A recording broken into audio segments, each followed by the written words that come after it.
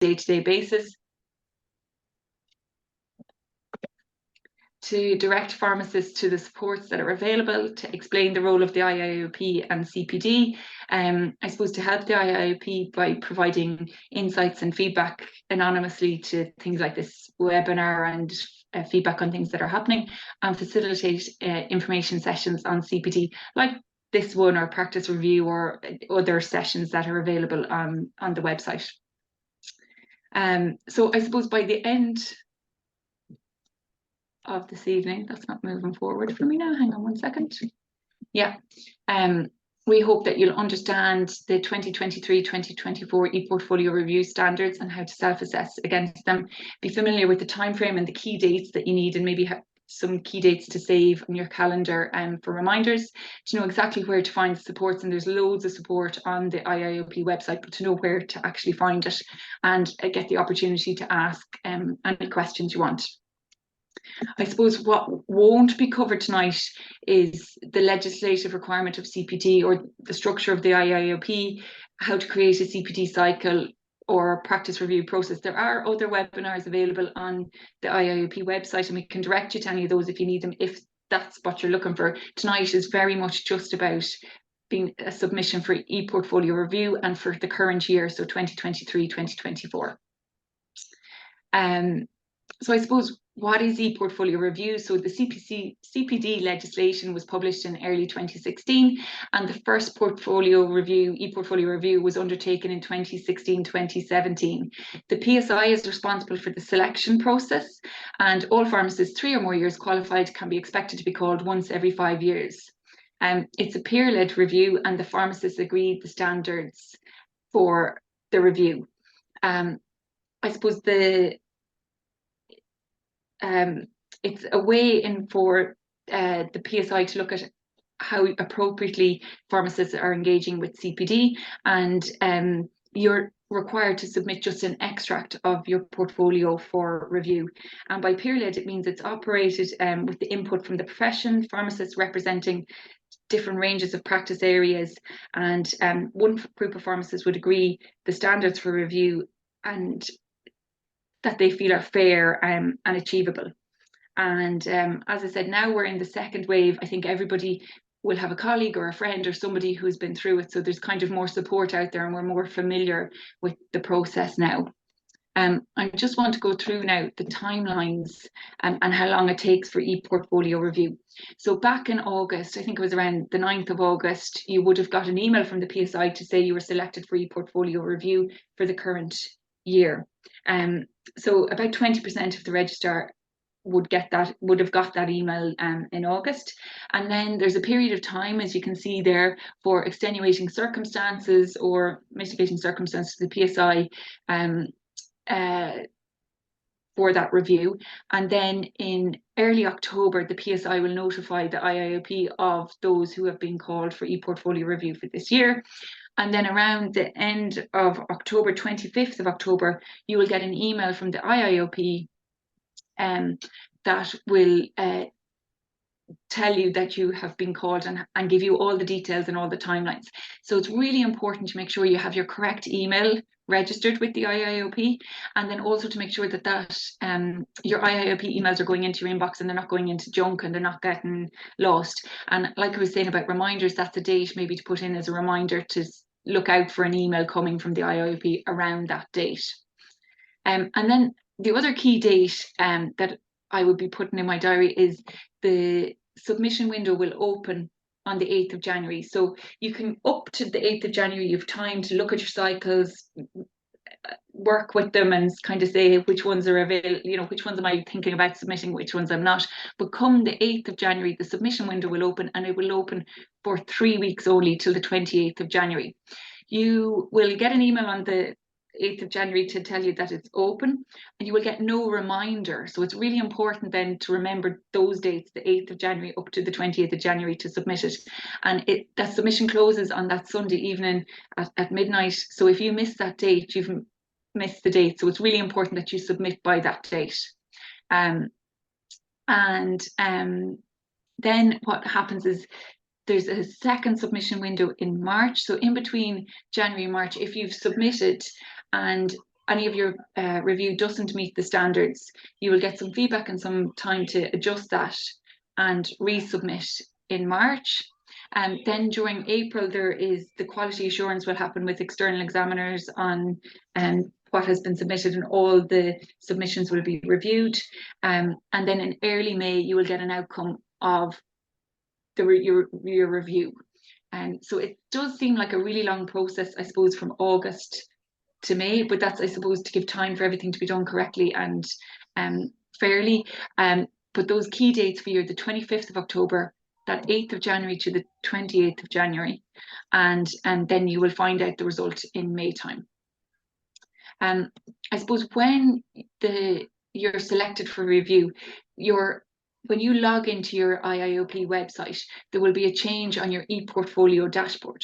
So when you log in from October, so from that 25th of October, when the IIOP will notify you of being selected, your My Review will go this kind of pinky colour and have a pending sign there. So that means you know you're selected. And that will remain like that until the submission period closes, which is the 28th of January.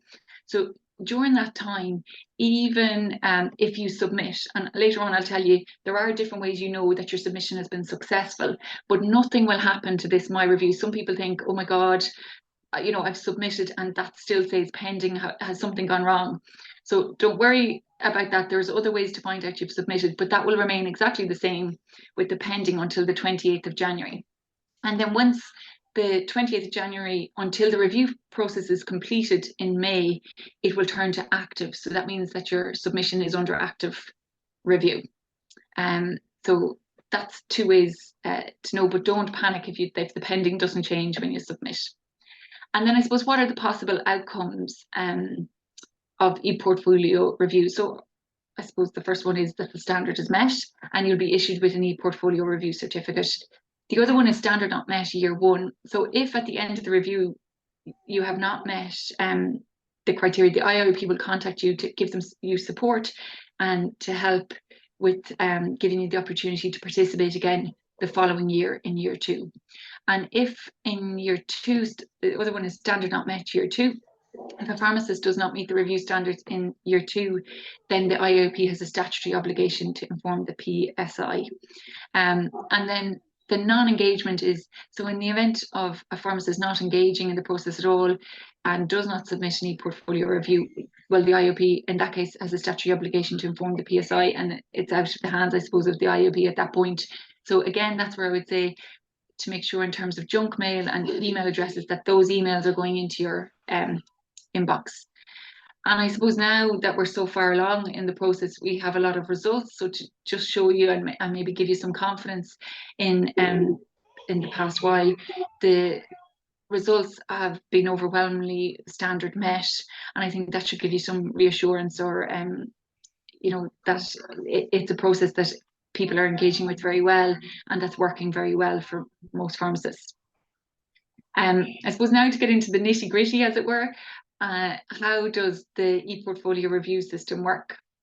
So just before you move on there, Emily, could I just ask people if they don't mind muting their microphones? There's a small bit of interference coming through there. Anyone doesn't mind, just on the bottom of the screen, just to hit the mute button, and it'll just take out any interference. Sorry, now Emily cutting in. Yep. So I suppose there's two parts to the ePortfolio review. So the first one is the system review, and that's basically each extract or cycle that you choose to submit will be reviewed against the system-based standards, which are preset in the IIOP ePortfolio system. So when we go through that later, you'll see like you'll need 2 cycles that meet a certain criteria. So that's very much the system will check that automatically. And then if you don't meet the system review, then it will go to I suppose a content review with a human reviewing it and reading it, and also 20% of the extracts will randomly go to somebody to review as well, I suppose, to make sure that there's not just nonsense written in the box. So as I said, all ePortfolio extracts submitted in the first submission that do not meet the system-based standards will be reviewed, plus a random sample of ePortfolio extracts, about 20%. And then anybody that missed that first submission date and submitted in the second submission date around the March time will also go for the content review. So I'm going to take you through, first of all, the system-based review standards, and then if there's any questions on them, I'll take them, and then I'll go through the content review. So the ePortfolio review standards for 23-24 are exactly the same as they were for last year.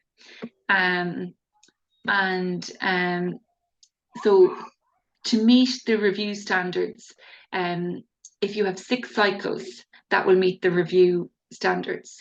Now, you can submit more if you want, but I suppose just to say that anything that's submitted cannot be resubmitted again at another date. So if you were called again in 5 years' time, you couldn't use those as part of that review. Or if there was an issue with the cycle, that you say you submitted and you didn't meet the standards-based one and you have to send in another one, anything that's submitted can't be resubmitted. So you can meet the system-based standards by submitting 6 cycles, and I probably would say you'd be best not to submit more than 6.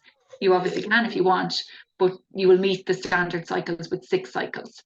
So you need 4 CPD cycles that were created in the current year. So that is 2023 and up to the end of the submission date, which is the 28th of January. You need 2 CPD cycles that were created in the previous 4 years. So that's 2019 to 2022. And of the CPD cycles of the current year, you need 1 of those to be a self-assessment against the PSI core competency framework. And there's 2 different ways you can do that, and I'll explain that in more detail later.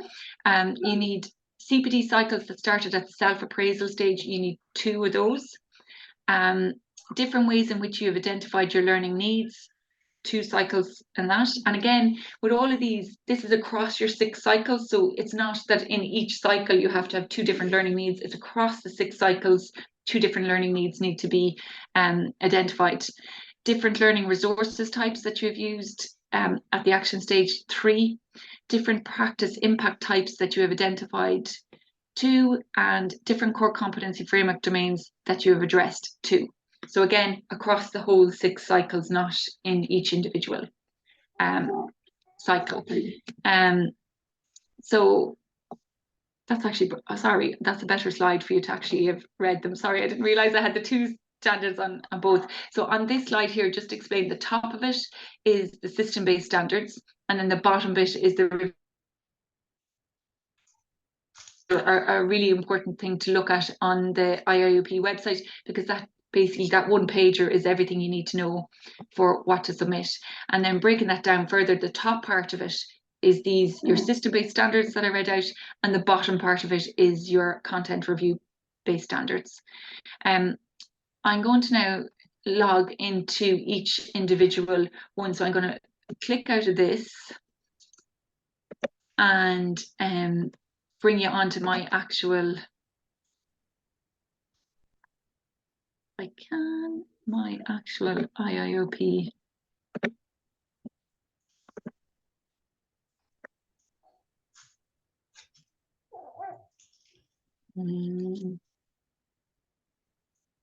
Here, advanced.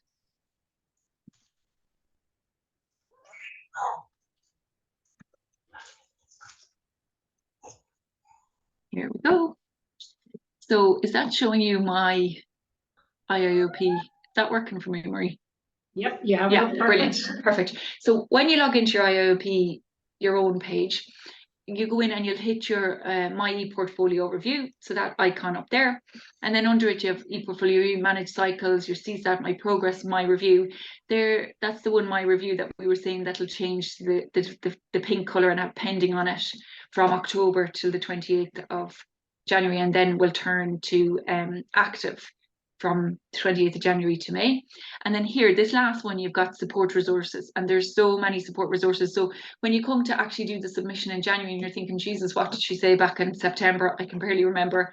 This section in here is really handy to log into. And at the top bit here, then you've got updates for pharmacists selected for ePortfolio Review 23-24. And then you have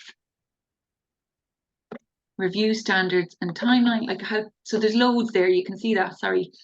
How to create a CPD cycle, introduction to ePortfolio, all that kind of thing. And then you have the ePortfolio review standards and timeline.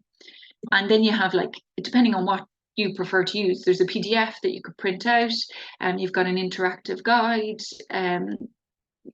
This webinar will be up there, all, so you can kind of find whichever resource suits you best. But I'm going to click on this interactive guide for the ePortfolio review standards, so that we'll be able to click in and out and see what it looks like on a thing. Yeah, this is really, I think this is a really handy resource and useful one. So here we are on the system-based standards, and like we said, so this is where your 6 cycles come from. You need 4 cycles from the current year, so as we said, 2023 up to the end of January 2024, and you need 2 cycles from the previous years, so 2019 to 2022. So that's where, if you put in 6 cycles, and you will meet the criteria then if the other system-based criteria are there across those 6 cycles. So if you click on this plus button, this will expand out for you, and it'll give you an example here of what does this look like in practice. So in here, in your cycle name, you can see, you know, the date created. You can see if it's been submitted or not. So this system checks to see if there are at least 4 CPD cycles created in the current year. So here you can see 23, 23, 23, 23, and they were all submitted the beginning of January 24, so they meet the criteria. Then you're looking for ones for the previous 2 years. And again, same thing, date cycle created. And so you have one here that was done in 2019 and it was submitted in January 24. And I have the second one there that was done in 2020 and submitted in January 24. So again, that meets the criteria for 2019 to 2022. Then CPD cycles that originated from your self-assessment against the core competency framework for the year 2023. So of these 4, one of them has to be self-assessment against the PSI core competency framework. So here there's 2 different ways that you can self-assessed against the core competency framework. So the first one, and this gets a bit complicated for this year only, and I'll explain it in a minute, because the core competency framework obviously was changed in July of this year. So there is the CSAT, which was anyone that was called the very first years. I think a lot of people used to use the CSAT, and then in latter years there was this second option where you could manually self-assess against the core competency framework, and I think it became more flexible and easier for people to self-reflect against it rather than filling out that big CSAT automated online tool. So if you filled out the CSAT and you've done the automated tool, you can export the cycle into your IIOP ePortfolio, and see this one here that's highlighted. You can see cycle type CCF, so that means that has been exported from the core competency framework, and then it was done on the 11th of March 23, so that's okay to be submitted and would meet the criteria for this year. So it's a cycle from the current year that originated with the core competency framework. There is a second way, and I'll show you this in more detail later, that you can do this. It's whereby you write about how you did it. So up here you can say, you know, on reflection of the core competency framework, I realized I, you know, wanted to reflect on how I was practicing legally. There was new criteria around COVID vaccines and I wanted to learn more about it. And then underneath you have the options to summarize your learning need, and you can tick this box, completed the self-assessment against the core competency framework. That's probably the easiest way to do that. Now, anybody who has done the CSAT for this year, the CSAT will become redundant after the 14th of November, and I'll explain that later. So you have until, so you don't lose your work, you have until the 14th of November to export that for this year. And as the core competency framework changed in July, you can self-assess for this year against the old or the new core competency framework. Now, if you want to know more about the core competency framework, there is a webinar tomorrow night from the PSI on it, and there's roadshows in the next in the coming weeks as well. So that's that core competency framework one. Then CPD cycles that started at the self-appraisal stage, it's 2. Now, some people think, oh God, all my CPD cycles need to be at the self-appraisal stage. They don't. So sometimes it is just at the action stage. Something happened at work or something happened in the pharmacy, and from an action point of view, you start filling it in. You don't have to fill in all the boxes in the cycle. However, 2 of the cycles have to have started at the self-appraisal stage. So that's where there's been some self-reflection. You're thinking about your practice, and you've said, look, because of this, I want to learn more of this. So of the 6 cycles you submit, 2 have to be from the self-appraisal stage, but the other 4 could be from the action stage. They don't all have to be from the self-appraisal stage. It just depends on how you do your CPD. And then different ways you identified your learning needs. Again, 2 different ways. So down here, it could be you did the core competency framework. It could be that you were doing a practice audit. It could be that you were having a discussion with peers. So there's 1, 2, 3, 4, 5, 6 different options there, and you just across your cycles have to have 2 different ways of identifying your learning needs. And then you have different learning resource types that were used, 3.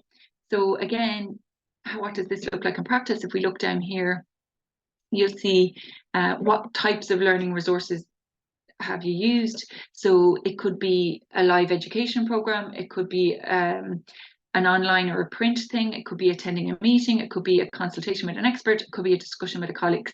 So again, it's not that each cycle has to have these, but across your 6 cycles, you need to show 3 different types of learning. So it could be, like a meeting at work, it could be talking to an expert about something, it could be reading a journal, it could be attending a webinar. And we're getting there, sorry, I know it seems very long-winded. Different practice impact types. Again, across the 6 cycles, you need 2 different practice impact types. And here you can see this again, there's another list. So, it's improved my process, it's improved my care for patients, it's improved the effectiveness of the team, or I've shared information with colleagues. So again, across the 6 cycles, there has to be 2 different impact types.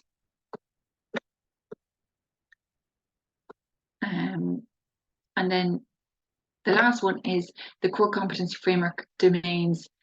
So that you've had 2 different domains have been reflected on. So here in this example, you can see the person has picked professional, practice legally and ethically. So again, across the 6 cycles, 2 of the domains need to have been picked. So it could be personal, it could be professional, organisation and management, pharmacy care. So that's a really useful guide. And like I said, it's available there in your ePortfolio in the, if I go in there again, you see these support resources on the home page. So I'm going to stop sharing there and go back to the presentation. And as I'm doing that, has anybody any questions on the system-based standards so far?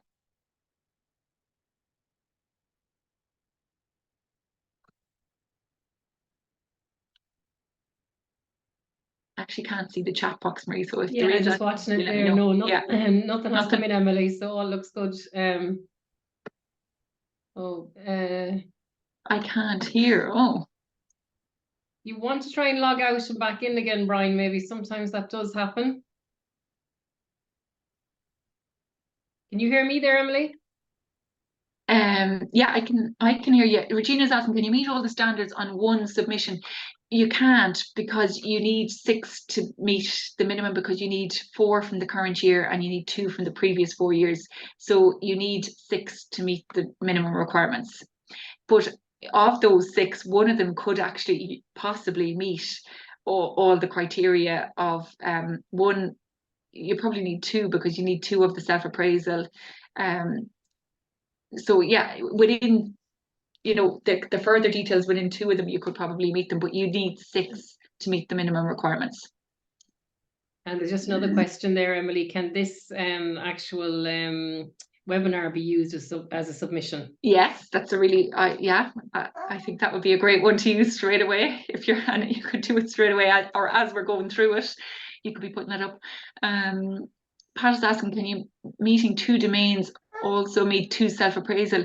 Well, they're in two different sections, Pat. So the domains are down at the bottom in the is it in the evaluate impact and practice, where the self-appraisal is at the start of the cycle. I'll show you as we go through the cycles. So no, like the same cycle could meet both of them, but at different points, if that makes sense.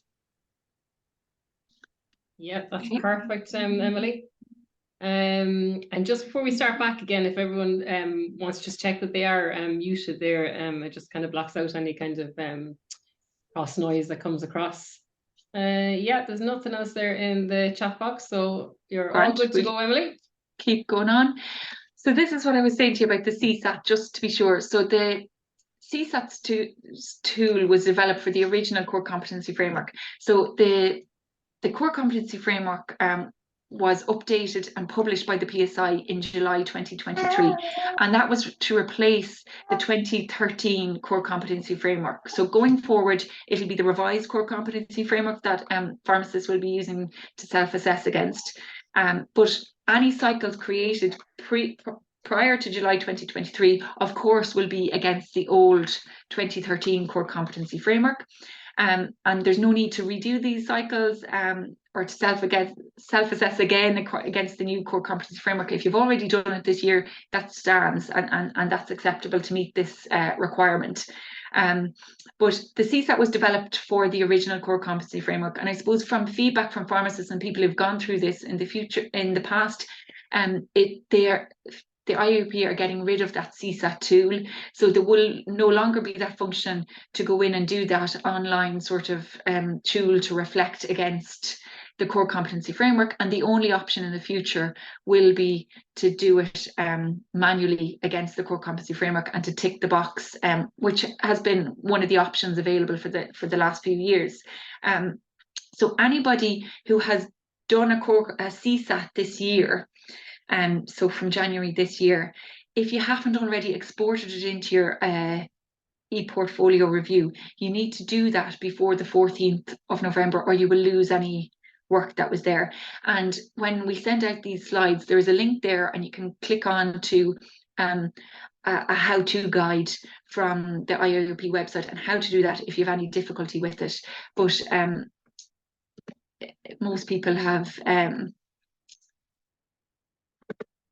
most people can do it the other way, so whichever way suits you. But just if you have done a CSAT this year, or if you've done half a CSAT and haven't finished it and don't want to lose the work, just make sure you complete it and export it before the 14th of November.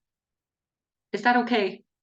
And like I said, there's a webinar tomorrow night with the IOP from 8 to 9, where Joanne Cassan, the registrar, Dan Burns from the PSI, and Alicia Dwyer from the IOP are there talking about the core competency framework, and there are roadshows going on as well if you want to attend and get more information on that.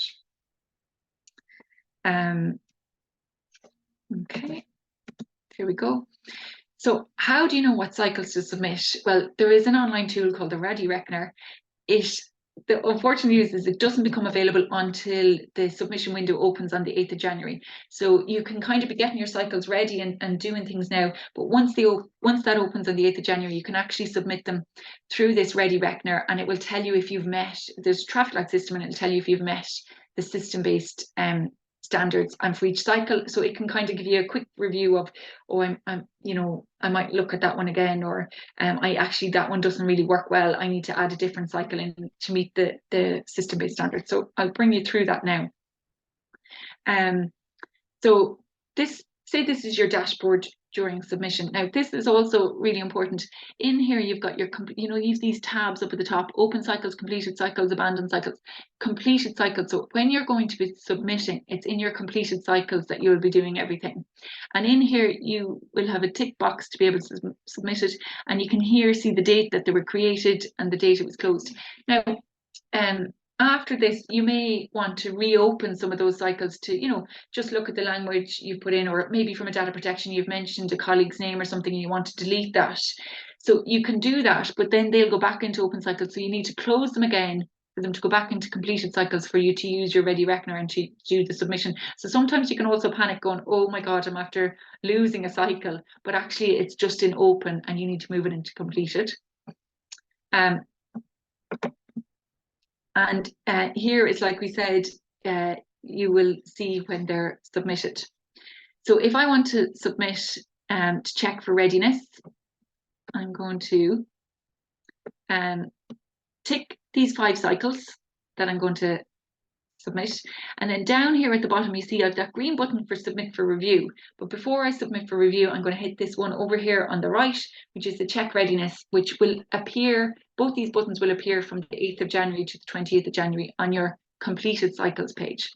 So I hit the check readiness and I get this Ready Reckoner back. And I can see that, okay, I've submitted 4 cycles for the current year. I was required 4, so green light, brilliant. I've done that job on track. But I've got a red light here on cycles from the previous 4 years. I've only submitted 1, I was needed 2, so I haven't met that criteria. So I automatically know I need to pick another cycle that has been from the last 4 years, so 2019 to 2022, to meet that requirement. I submitted 3 cycles that started at the self-appraisal stage. I only needed 2, so again, brilliant, green light. I needed 1 from the current year with the core competency framework. I submitted 2, so again, green light. And I needed 2 domains on the core competency framework, and I submitted 4, so again, green light. So that's system-based review. And then down here, I get this summary. So learning needs identified that I needed 2, and I submitted 2. Learning resources types identified it. I needed 3, and I only submitted 2. And practice impact identified it. I needed 2, but I only submitted 3. So I can now see, by adding another cycle from the previous 4 years, this will turn this light green for me. And if it uses a different learning resource to the ones I've already submitted, it will also turn this light green for me. So with 1 more cycle that has a different learning resource and is from the previous 4 years, I will turn them all green, and I will meet the system-based standards. So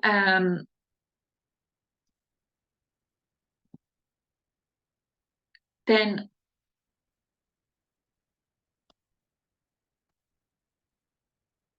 was there a slide in between, Marie, where it shows you've added in the other cycle?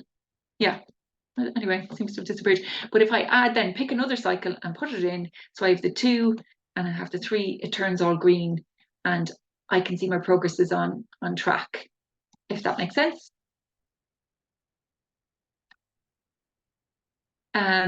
What if I forget to use the check readiness function, which can easily happen? You miss it there on the left and you just hit the submit and you're thinking, oh God. So I picked my 5 cycles, I hit submit for review because the big green button attracted me. I will still get this Ready Reckoner back, but as well as the green light, I get this action required. Action required. And actually, when I hover over it, it's going to give me a little note of feedback that'll tell me, in order to meet this cycle, I need to add, I need to have 2 CPD cycles from the previous 4 years. And likewise down here, I need 3 learning resources types. So then I can go back into my cycles and I can see here there's a green tick on these ones. So these ones are submitted, so I can't resubmit them, or they can't be resubmitted again, but I can still submit another one on top of those. So I can go and pick this prostate cancer one. I can now, rather than just going for submit for review, I can still check the readiness with that one.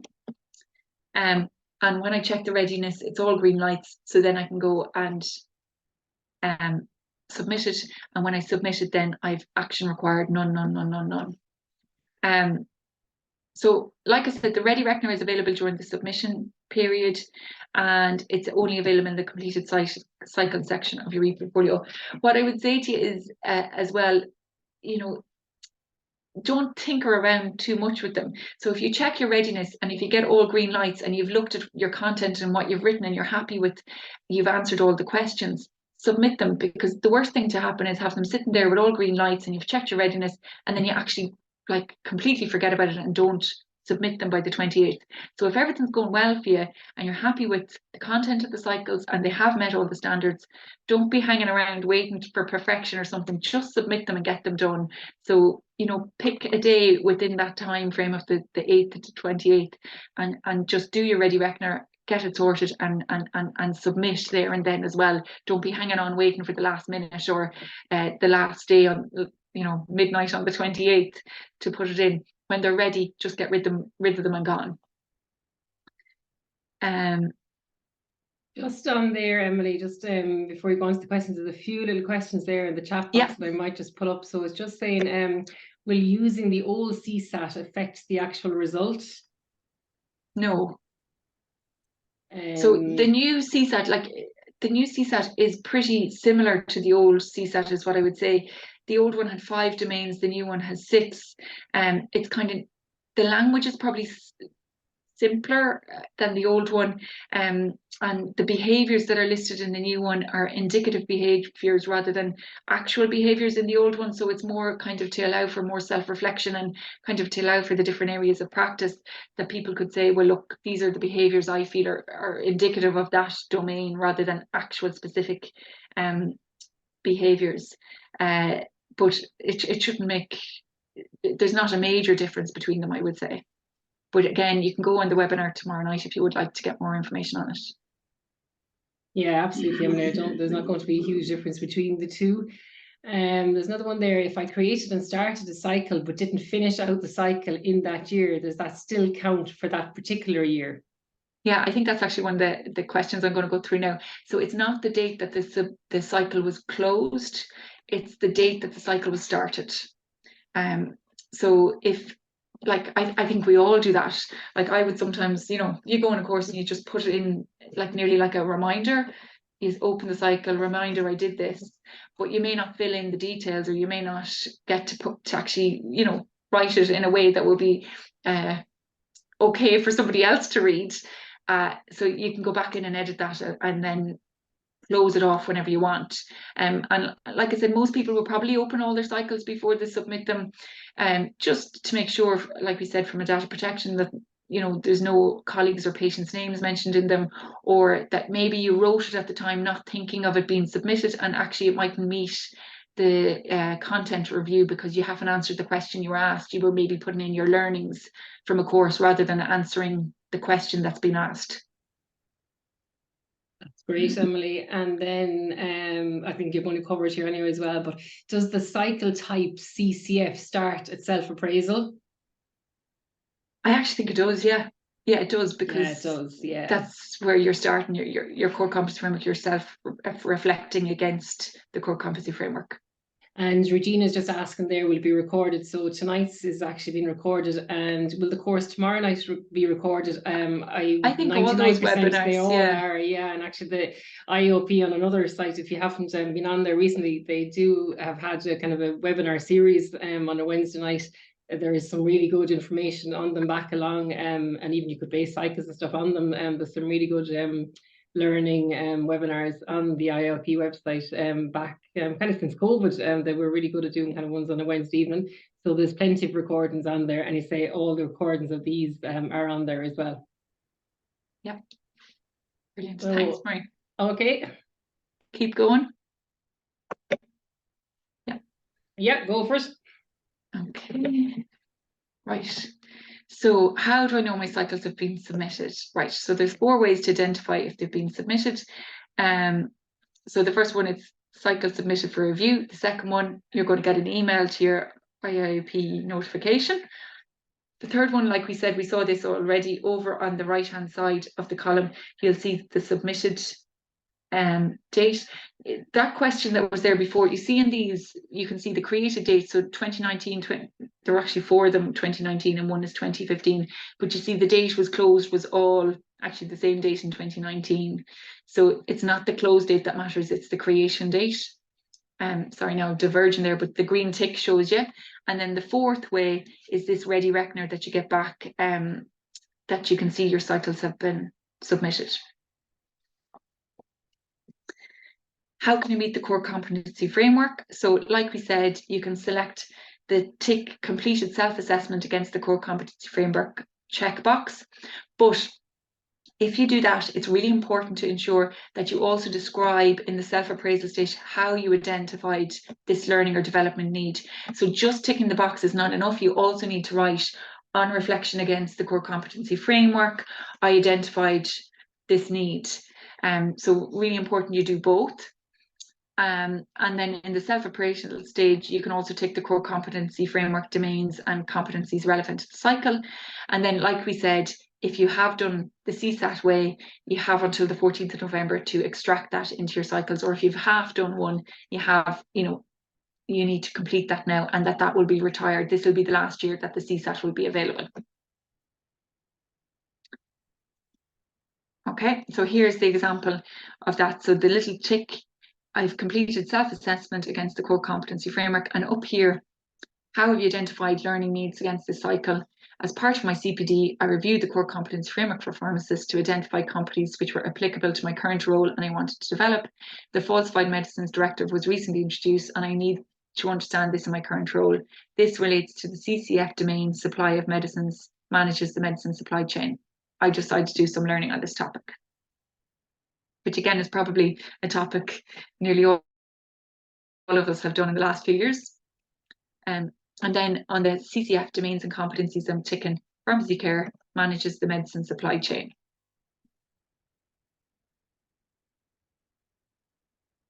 Okay, and then like we said, say you did the CSAT and you export that into your ePortfolio review.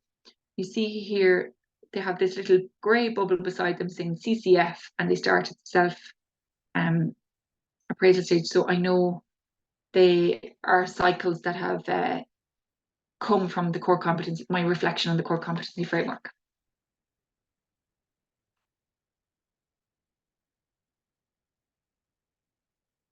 How do I check when a cycle is created? So if this is in your open cycles, you have the created date over here. As we said, in the completed cycles, that middle column created date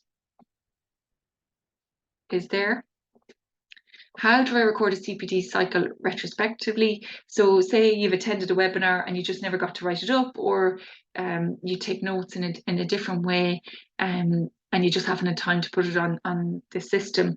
When you go to add your cycle, so adding new cycle, you type in your cycle title and then cycle start date, you have the calendar there and you can retrospectively put the date in of when you did the actual CPD. Okay. Anything else on the system-based standards before I go on to the review standards? Here is just one quick question in the chat box there. Let me see what we have.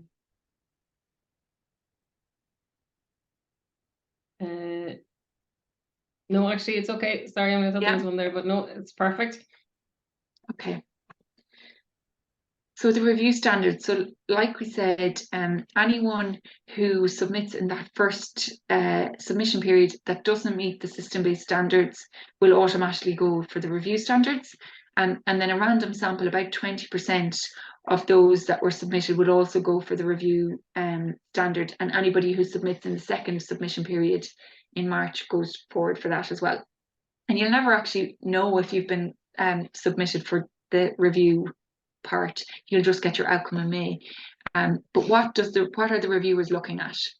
So I suppose the reviewers are all following the peer-led requirements, and they've all been trained in objectivity and evaluating the ePortfolio reviews that they're looking at. So I suppose the things they're looking at is the content of each stage relevant to the overall topic of the cycle. So like we said, some people, sometimes you go on a course and you maybe copy and paste your notes in, but is that actually answering the question in the cycle? So is the stage relevant to what you're writing? So you may need to edit something, or open a new cycle and keep your notes in an old cycle. Have you described the ways in which you identified your learning needs? Have you described the plan for your learning? Have you described in the action stage, have you described what action I took? So, the self-appraisal maybe about the FMD, I was appraising against this, I needed to find out about it. The action stage, well, what action did I do? I went on the IOP FMD webinar that was on recently. And what's your plan? I saw that there was a webinar coming up and I decided I was going to go on that webinar. Your action is I went on the webinar. Have you described what you learned? Have you described the impact of your practice? And it doesn't need to be huge, big, essays. Very little will actually answer those questions, and we'll show you different examples of how that's met. But the biggest thing is, am I answering the question that's been asked at each stage? As you go. And then, as I said, the reviewers are only going to look at a sample of your cycles. So it's really important that all 6 cycles that you submit meet all of these criteria, because there's no point having, and as I said before, say you submit more than the 6, like the sample, you could be unlucky, and the ones that are reviewed are ones that maybe haven't had time to look at answering all these questions. So you really are better just to pick 6 cycles, review them based on all the criteria, review them based on data protection, and make sure they meet the criteria well, rather than submitting more that maybe you don't have time to look at the details of.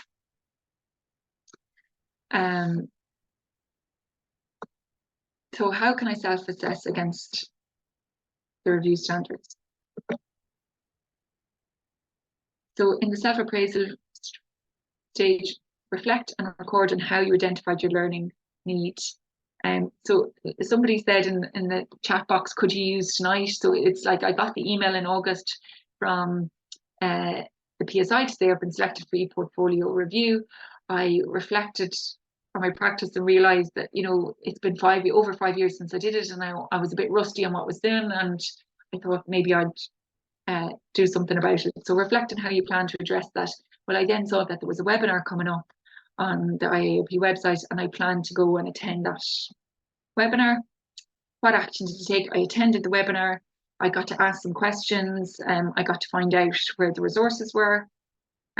Reflect on what you learned. I now know what the standards are for my year of submission, and I now know how to complete ePortfolio review for 2023. So as you go through each stage, are you answering the question that's been asked? Here is an example, and it's a very authentic, simple example. So as I said, it doesn't have a huge amount of text, but it sufficiently meets all the review standards. So I'll give you a few minutes just to read that and see how different people and different styles can be used for meeting the review standards.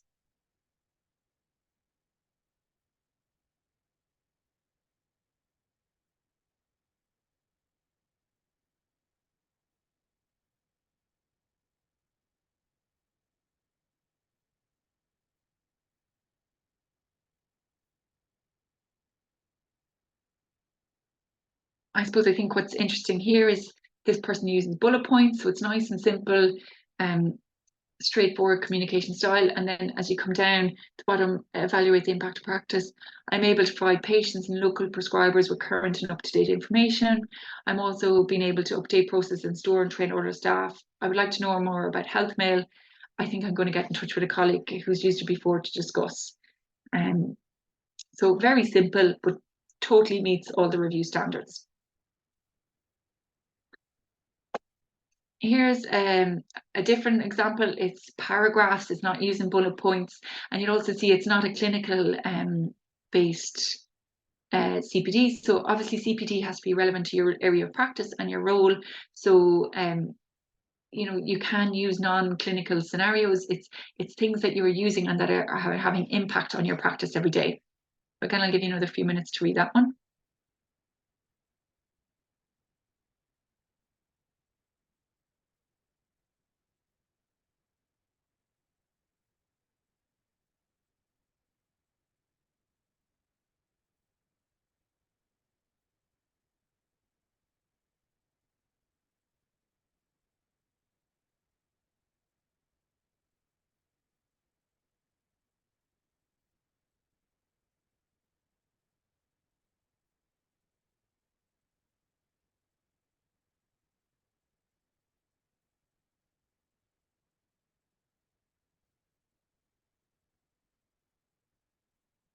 And again, this is one that meets that core competency framework.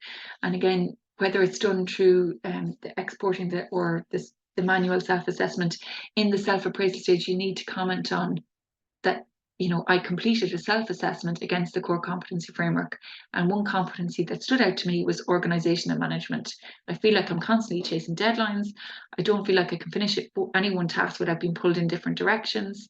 I'd like to learn how to prioritise tasks, focus my attention, generally feel like I'm more in control of my workload. And then again, you see, you know, develop the plan. Well, my HR offers time matters workshop. I looked at the agenda. I thought, you know, that might be useful for me. I also met up with a colleague. And then what was your action? I attended the workshop. It was helpful. I learned a great deal. I had lunch with my colleague, and then document the learning. The workshop was great. I learned there's lots of different ways. As a result, I know how to use different functions in Outlook. And then you're seeing what's the impact on your practice. So I'm already seeing the benefit. My inbox is easier to manage. I can identify higher priority tasks. So a completely different style, but again, completely meets the review standards. And it's the questions have been, the text links back to the question that was asked. And then the last one, which is a bit similar to what we're doing tonight. And again, very simple, very authentic, and meets the requirements.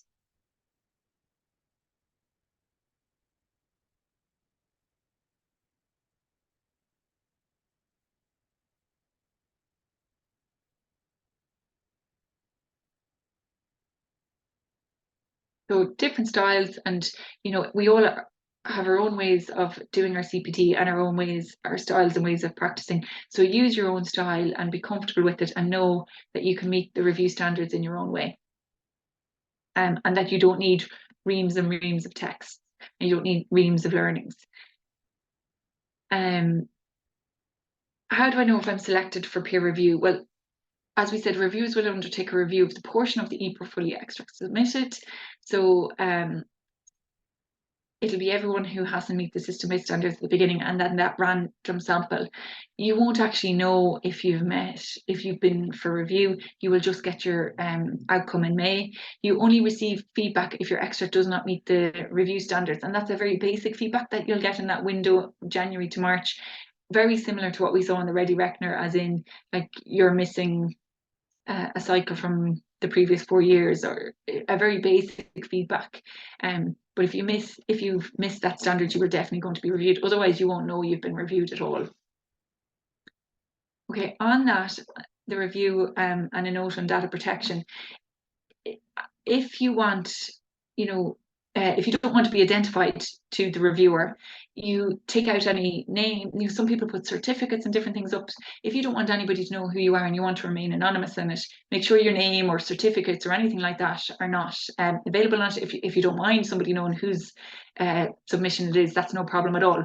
But from a data protection point of view, you cannot have any patient detail or colleague detail, or so names of colleagues, anything that, like certificates of colleagues, anything that would identify anybody else, or anything like that would identify a patient. And just any submitted cycles found to contain either patient or colleague sensitive information will not be reviewed, and that could result in a standard not met. So it's really important that you review that and just make sure you haven't put anything in there that would identify a patient or a colleague. And then from your own point of view, that's a personal decision whether you're happy to be identified or not from it. And then where can I find more information? So like we said, on that main page for the ePortfolio review, you've got that support resources, and there's loads of supports in there, whether it's PDF, whether it's interactive guides. There's all those different types of learning resources in there. So tips, I suppose the dates to remember, and I'd probably put like an alarm on my phone or something to remind you, particularly about that 8th of January one, and the 28th of January. So the week commencing the 23rd of October, you're going to get that email from the IAOP, and that will have all the relevant information and dates in it. Then the first submission period is the 8th to the 28th of January. The 26th of February, anyone that hasn't met the standards will get their feedback. Early March, they'll get to resubmit, and early May, your outcome is published. So all going well, if you submit in January, you won't hear anything from the IOP until May time. And then I suppose that other date, if you are using the CSAT, just put in that date of the 14th of November as a reminder to have extrapolated your data or finished whatever you were using in there. So check your emails, it's info@iiop.ie, everything will come from. So just make sure that's not going into your junk mail and that you have a right email address registered with the IIOP. Use the Ready Reckoner. It really is that simple with the traffic lights, and you'll know exactly then, well, that's grand, everything is sorted, and I'm not going to have any hassle from this. And yeah, like I said, so the ePortfolio review support resources, the help desk, so info@iiop.ie, you can email them. And like I said, we're in the second submission phase.